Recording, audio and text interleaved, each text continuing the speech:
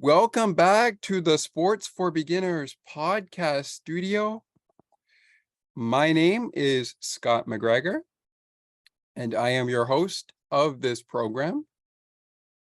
And I am also the co-host of the combined podcast on the All Over the Map podcast called Sports Reactions.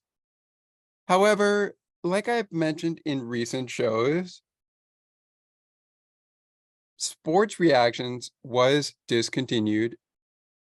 So we will not be doing any more of those shows on All Over the Map, but stay tuned for updates on that.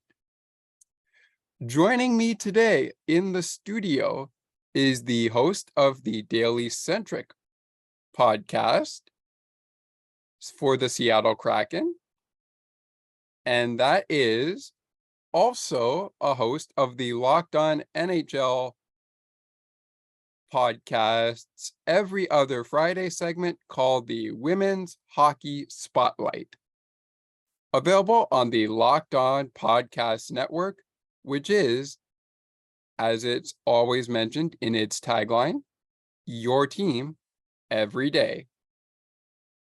We are joined by the one and only Erica Lindsay Ayala. And Erica, as I've just mentioned, is the host of Locked On Kraken and the host of the every other Friday program on the Locked On NHL podcast, Women's Hockey Spotlight. Ladies and gentlemen, with this all being said, please welcome to the program today your host of Locked On Kraken and Locked On NHL's Women's Hockey Spotlight, Erica Lindsay Ayala. Erica, how are you doing today? I wanted to take this opportunity to welcome you to the program. How are you doing today? Thank you. Yeah, well, I'm excited to be here with you, Scott. I appreciate you reaching out and for giving me such a gracious introduction. But I'm doing okay today. I am back in my hometown of New York, so I'm on the road. I don't live in New York anymore these days, but it's nice to be back in New York, and it's nice to be able to talk some hockey with you today. All right. So with that being said, before we get into the main topics, talking Dave Haxtell, we'll talk a little mental health, and of course, we'll get a women's hockey spotlight sort of perspective on the great game of hockey. Before we get started, though, could you please tell us a little bit about your upbringing and what it has been like to cover the Seattle Kraken on the Locked On Podcast Network? Well, sure thing. I guess I kind of gave a little teaser there, but I grew up in New York. I'm the eldest daughter of three girls, growing up here in New York City and the surrounding areas. I played a lot of sports growing up. Baseball was and probably still is my main passion. I started playing baseball, t-ball, and then that evolved into other sports, with the exception of hockey, as fate would have it. But yeah, so I grew up playing sports, have always been around sports, and played softball in college at Elon University. And then I went to work in the nonprofit sector, working at a lot of different child advocacy organizations. And basically what that means, or at least the work that I did there, is working alongside families, children and families, and organizations that serve children and families. So healthcare providers, schools, community centers, etc., and creating good policy to be beneficial to parents and families. And the work I specifically did was to be the liaison. So you have policy writers who kind of do that more often than not in a vacuum, or at least they're always talking. In New York State, Albany is our capital. So they're talking to officials, elected officials. But my role was to take what we were doing as an organization with elected officials and make it accessible to the people who would benefit hopefully from the programs that we were advocating for. And anyway, so the way that I got to covering the Kraken is that I had started right around the time that the National Women's Hockey League started. They had a team in New York, and long story short, my sister and I, one of my sisters, Jessie, we were going to the Riveters games in Brooklyn, and I'm a pretty curious person. I started learning who was writing about the league and the teams and the players, and that led to opportunities to come on podcasts like what we're doing right now, and eventually led to an opportunity for me to write more regularly about the league. And then the league actually tapped me to be a broadcaster in by the second season. So things moved pretty fast. But flash forward, after covering my first year of hockey, women's hockey, I then covered other sports, including, for those maybe watching on video, I'm wearing a WNBA shirt. And I then started with the Locked On organization through a mutual colleague that was covering WNBA. And I was actually a host of Locked On Women's Basketball, which, as you mentioned, our motto is your team every day, but we would have multiple hosts. And so I had 2 of the 5 days where I was talking WNBA.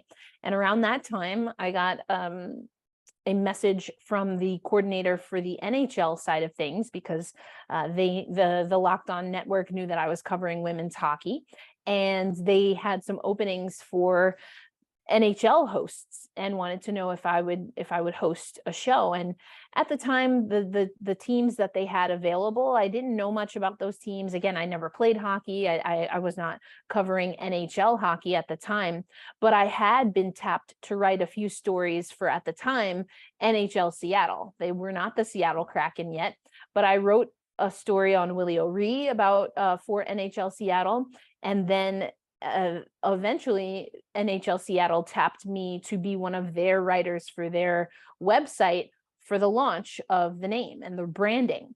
And so once I did that, I got to learn a little bit more about now the Seattle Kraken. I liked what they were doing from an organizational perspective, and that they gave me the freedom to write about women's hockey for them. I wrote about, again, Willie O'Ree for them. I wrote about the Colored Hockey League of the Maritimes in Nova Scotia. And I wanted to dabble a little bit more in hockey. And so I said to the Locked On Network, well, I'm not necessarily interested in any of these shows, but when you're ready to launch the Kraken show, let me know. And I listed a lot of the credentials I just told you, and the rest is history. I was the first and have been the only host of Locked On Kraken. Yes, yes. And for those who don't know, unless you've been listening to Locked On Kraken every day, again, that's your team every day on the Locked On Podcast Network. Erica actually was starting the show amid the first season of Seattle Kraken hockey. So That's right. since then, she has also been in news with the Coachella Valley Firebirds, if I'm not mistaken. Yeah. And that brings us pretty much through our second and our third question. So we're going to move on to talking about to our fourth question, and that is, first of all, I want to talk about, actually, we may go back to our third question, but we're going to go to the fourth question right now. Okay. And the fourth question I had for you is, I understand that you also cover the women's version of the great game of hockey. So could you please tell us how the idea of a segment based on women's hockey on the Locked On NHL podcast every other Friday came up? And can you please give me some examples, if it's all right with you, please? Sure. Yeah, it's a great question. As I mentioned, Scott, I started with the Locked On Network covering women's sports on the women's basketball side. So I knew that whether it was Locked On NHL, which covers an entire league, or even Locked On Women's Basketball, which covers multiple leagues and internationally, that there was a model where we could cover not just a specific team, but kind of maybe we call it a genre or a topic of sport. And so pretty early on, since I have been covering Locked On, and Scott, I'm so grateful that you are an everyday listener and OGer.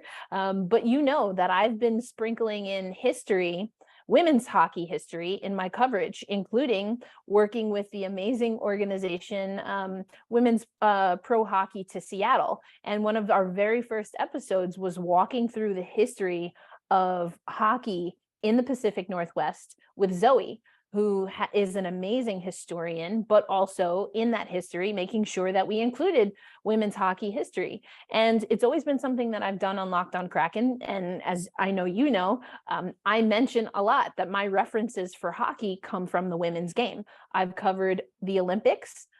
Well, technically, I also covered the men's side, but I covered primarily the women's game at the Olympics, at World Championships, at Frozen Fours, and I've done men's Frozen Four as well now, mostly for the Olympics and the Frozen Four for Maddie Beniers through Locked On Kraken.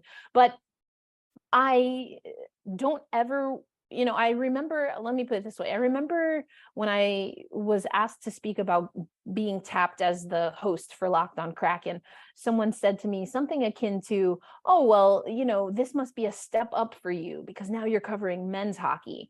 And I understand where that sentiment comes from. But again, I came to the Locked On Kraken show already having covered Olympians and interviewing Olympians and going to a national and international tournaments. So I don't see it for me as a step up per se. I see it, if anything, as just expanding my hockey coverage. And so that's always been my philosophy. So early on, when I became a part of the Locked On NHL, kind of subsect of the Locked On Podcast Network, I wanted to see if we could get something similar to Locked On Women's Basketball for the hockey side. At the time, we had the league that I mentioned, the National Women's Hockey League, rebranded to the Premier Hockey Federation. The Premier Hockey Federation, as we're talking, has been acquired, but I'm sure we'll talk about that a little bit. But I really felt that between just coming off an Olympics, again, I was at Beijing and covered that game and have had commissioners and all kinds of people. Jessica Campbell, you mentioned the Coachella Valley Firebirds, that we see so much influx of the women's game into at the NHL level in a broader way than we've seen in years past. And so it just felt like time. So ultimately, the compromise that we have made is to have a segment every other Friday to try and get up a listenership.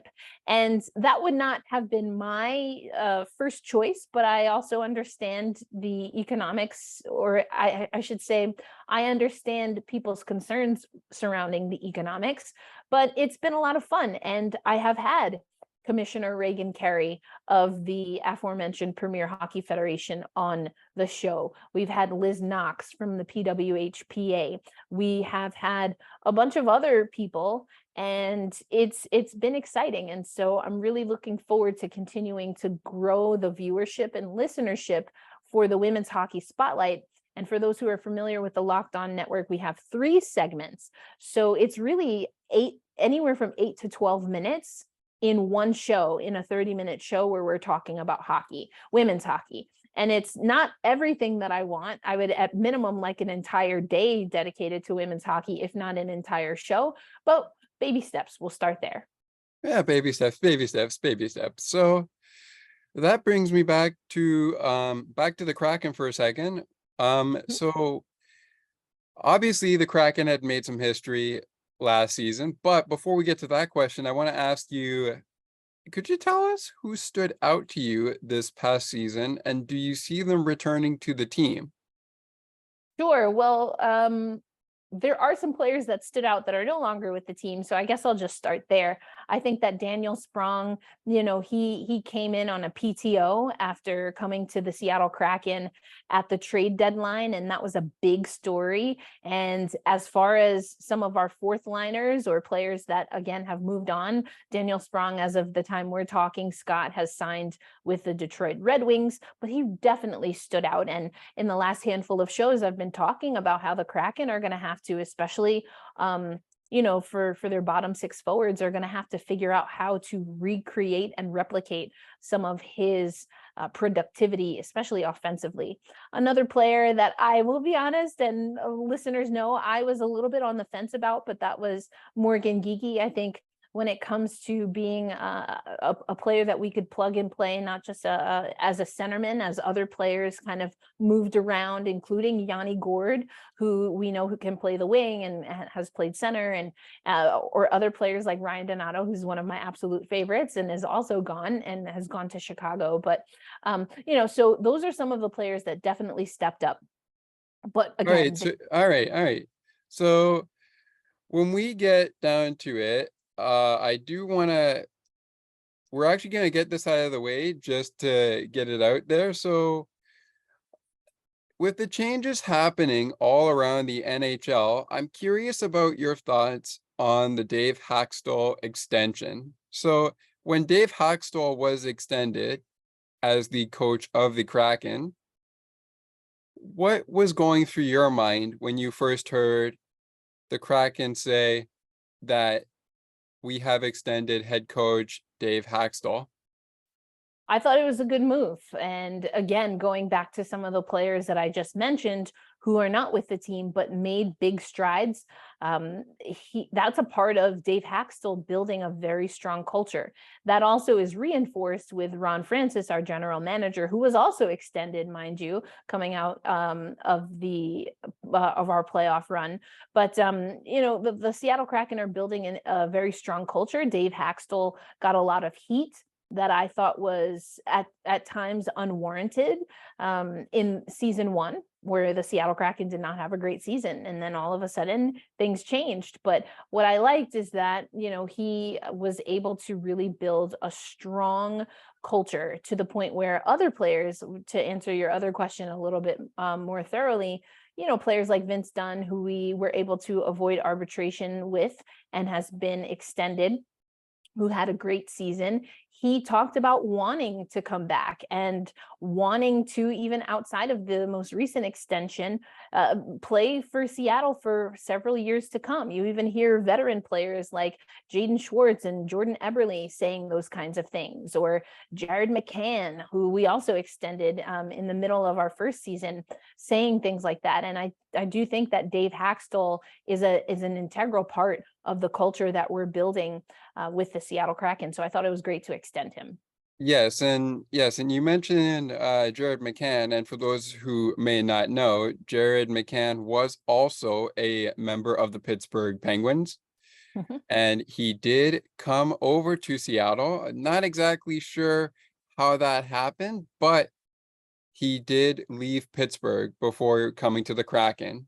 So you can look that up just to make sure I'm getting that correct, but I do know that Yeah, I Jared can. is no longer a Penguins Yes, and I can fill player. in the holes there. So Jared McCann, as you mentioned, yes, representing the Steel City there, but was actually, I believe, was traded to Toronto. Never actually played for Toronto, but then was exposed in the expansion draft. And so that is how Jared McCann in the expansion draft, which I was able to cover for Locked On Kraken, one of our first events for the show, that's how he ends up in Seattle. And it's funny that you mentioned Jared McCann. A lot of players, Vince Dunn and Eberle and so many, Yanni Gord, are players who obviously were exposed in the expansion draft. But what they've said is that, and what a lot of them, even Andre Burakovsky, who we picked up last free agency, these are players who were not necessarily the player on their former teams, but they were role players. And so the opportunity to come to Seattle and show that they can be a go-to guy in the NHL was a part of the reason, especially for those who've come over in free agency, why they wanted to come to Seattle. And then another thing that they talk about, speaking of Dave Hakstol, is how it's a team by committee. And so everyone has an opportunity to contribute. And again, that comes for me from Dave Hakstol and the rest of the coaching staff. Indeed, indeed. All right. So going to number 5 here, this comes back to women's hockey. So could you please tell me what has been your favorite part of covering the women's side of the great game of hockey? And can you please give me some examples if you're okay with them, please? Yeah, sure. I think The women's game is the easiest way, but I think it also has parallels to why I love covering the Seattle Kraken. I love being a part of a process from the ground up. And so I literally was a writer for NHL.com/Kraken when they named the team. I have been able to be a part of this Seattle team in their first playoff run. And that's the same feeling that it feels like a lot of times. And although I don't always agree it should be this way, you get to see the come up, as you know, I like to say. You get to see a lot of the game in its pure form, without the glitz, without the glamour, and people having to figure out not only how to make a team function, but how to make a franchise or sometimes even a league be effective and be marketable. And I have gotten to see that up close and personal with the women's game. The best example that I can give, since you asked for an example, is that I remember covering Blake Bolden when no one would interview her after games, or very few people would interview her after games unless it was Black History Month, because she is a Black woman, a defender in Mm. women's hockey. And she's a dynamic player. There are so many things that she has been a pioneer for, not just as a Black woman, but as a hockey player. And I've been able to see Blake's growth and development every step of the way. Now, as we speak here, Blake Bolden works for the LA Kings. She works for ESPN, and she is heralded as one of, again, not only the pioneers of the women's game, but one of the more up and coming, rising, successful personalities in hockey. And I got to spend a lot of time with her, again, when very few people knew who she was. She's been a part of different documentaries and different events where the curators or the directors of those events knew of Blake Bolden because of some of the conversations and some of the writing that I was able to do and then share with them. And so that's what's been great about covering women's hockey and women's sports. I just like to be there from the ground up and be one of the first voices to highlight something that's new and innovative. All right, all right. Okay, so sometimes it can be hard to run a podcast on a day-to-day basis. So when we think about our health and our mental health, more likely, or our physical health, could you please tell or could you please share with us or tell us some examples of what you try to do to help you in your daily routine, especially when it comes to your mental health? I really appreciate this question because my first answer is it's ongoing, and sometimes it's taken me longer than I care to admit to understand that something that worked for me even last year might not work for me this year for a number of reasons. And so it's really an ongoing process. But one of the things that I try to do, and I know you know this, Scott, because you listen to the show, which I'm so grateful for, and I love that we're having this chat and that I could reciprocate. But you know that I almost always end the show asking people as a reminder to be kind to themselves and to each other. And a part of that is also to remind me. And I feel like I sometimes say that on the show. I say things sometimes because I need to hear that. And if I need to hear it, my guess is that someone somewhere at some time might need to hear it as well. And so the one thing that I really try to do in my coverage, especially with the podcast, because I do get to know people, air quotes, because they're listening to me, especially when we're in season Monday through Friday. So I try to be honest. I try to be as honest as possible. And sometimes that's uncomfortable because I have to be honest with myself as well. But I really do try to come with honesty and with gratitude. A lot of times I say on the show that I'm just so grateful. It's an honor to be the voice, the first ever voice of Locked On Kraken. And I don't take that for granted for a lot of the reasons that I just discussed in your other great question. And so that's been my approach. And with that honesty, I also have to sometimes be honest that it is a grind to be on a podcast Monday through Friday. It was a super grind, although it's exciting to cover a playoff team. you're in the playoffs. And so now that Monday through Friday is extended, and I was doing, watch alongs, and, we were also covering the Coachella Valley Firebirds. And so I am still learning. I would not say I'm an expert at this, Scott, but I'm still learning how to also very intentionally set boundaries for myself, and to remind myself that, there's my idea of what is perfect, and then there is what's real. And sometimes those are not the same. And so just trying to show up with gratitude, with honesty, those are the pillars.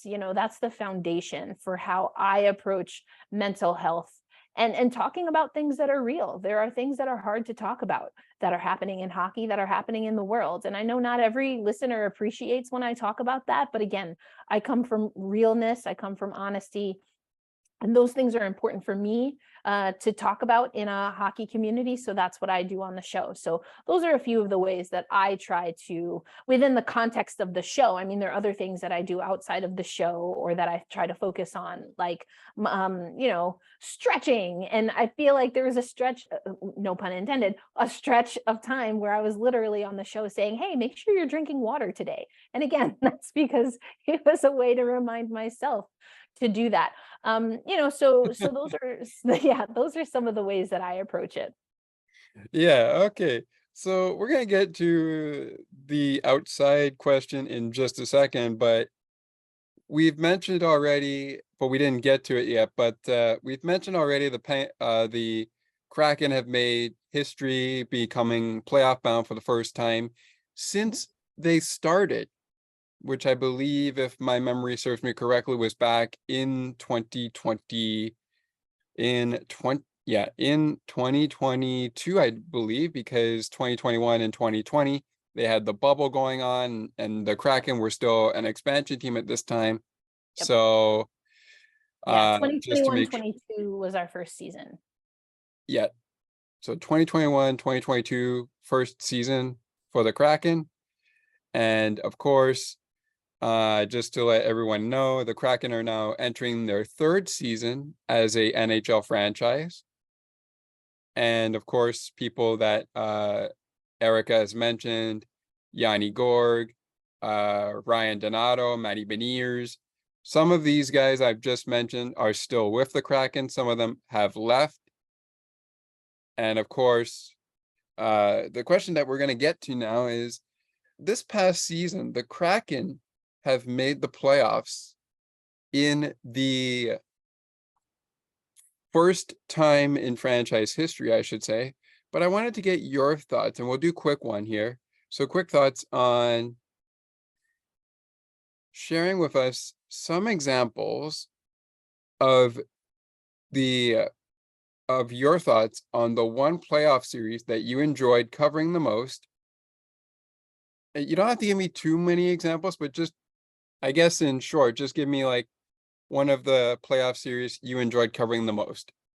Wow, well, it's hard to choose, but if I had to, I guess I'll just go with the first one, right? Because it's the first ever. And I was at the last regular season game right before the Seattle Kraken were going to enter the postseason. And so I stayed in Seattle and was able to cover the first ever postseason practice for the Seattle Kraken. And the excitement was palpable in the city, in the locker room, but also there was a focus that was also very palpable. So that really stands out to me, that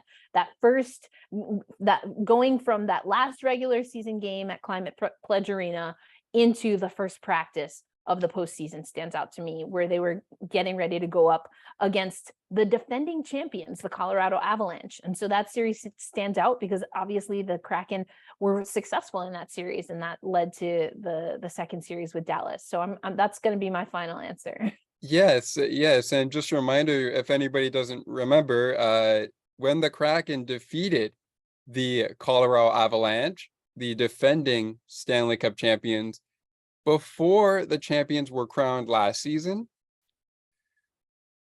that took the world by storm, because no team had ever taken out the defending Stanley Cup champions in the first round, or any round of that matter, in the history of the NHL.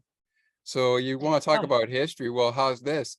You make the playoffs for the first time in franchise history, and your first opponent is the Stanley Cup champions and the Colorado Avalanche, and you basically defeat them. So again, the Colorado Avalanche were the defending Stanley Cup champions, and they did not finish the playoffs as Stanley Cup champions this year, but that was because of a team that was knocking on the door and is only here to let the NHL know, even though we've only been here for like 2 seasons, now going on our third, you had best believe we will be a force to be reckoned with.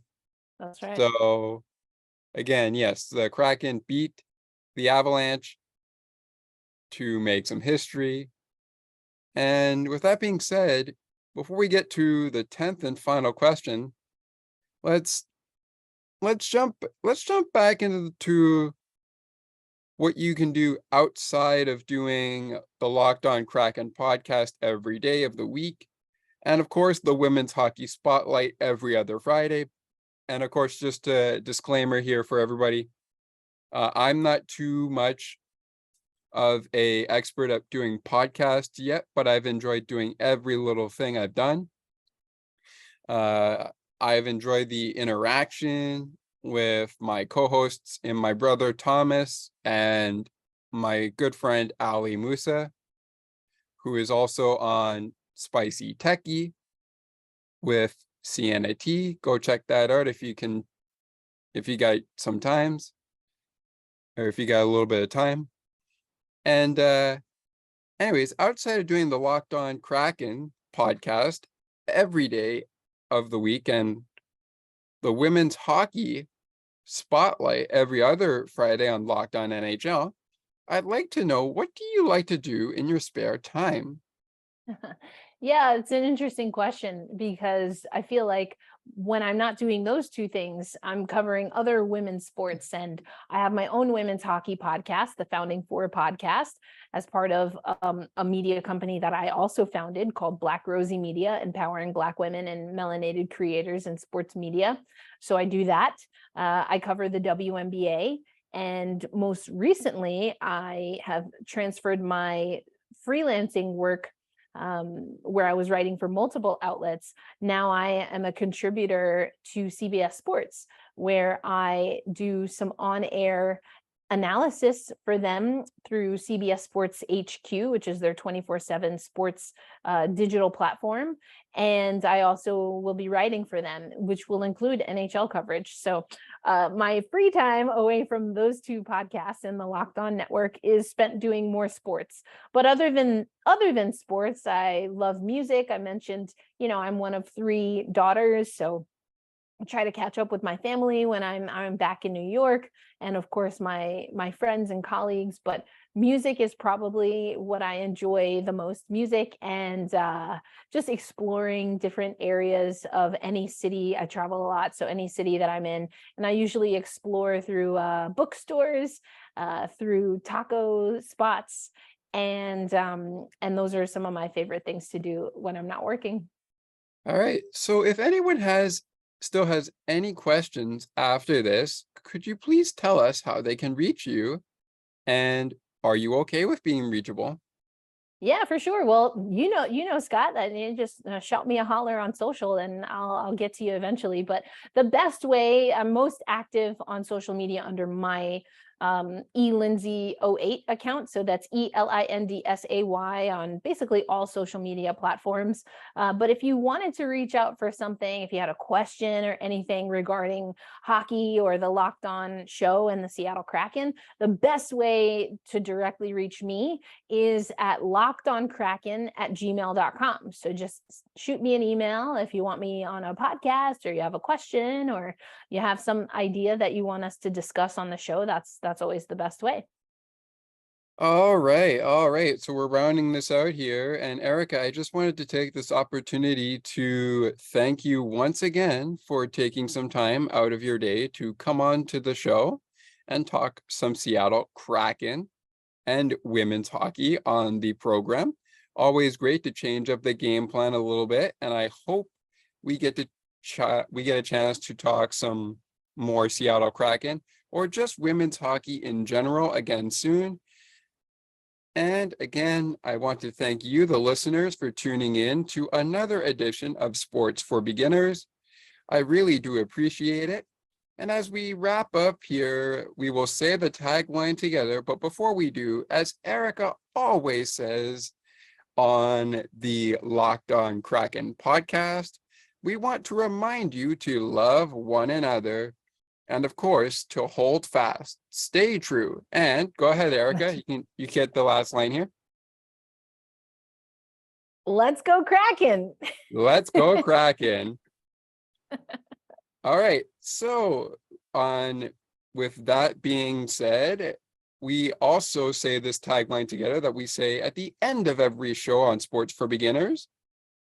So from outside of Sports for Beginners with Erica Lindsay Ayala, I am your host, Scott McGregor, reminding you, as we always do, that it is never goodbye. It is until next time. The next area that you can catch Erica on, unless you already do so before you hear this show, is all over the map. So check out our friend Ali with Erica coming up next. Unless you're tuning into Ali's show before you tune into us, either way, it's fine. Either way, it's fine. It doesn't really matter. With that being said, thanks so much for listening. And I look forward to catching up with you again on Weekly in Sports on Wednesday.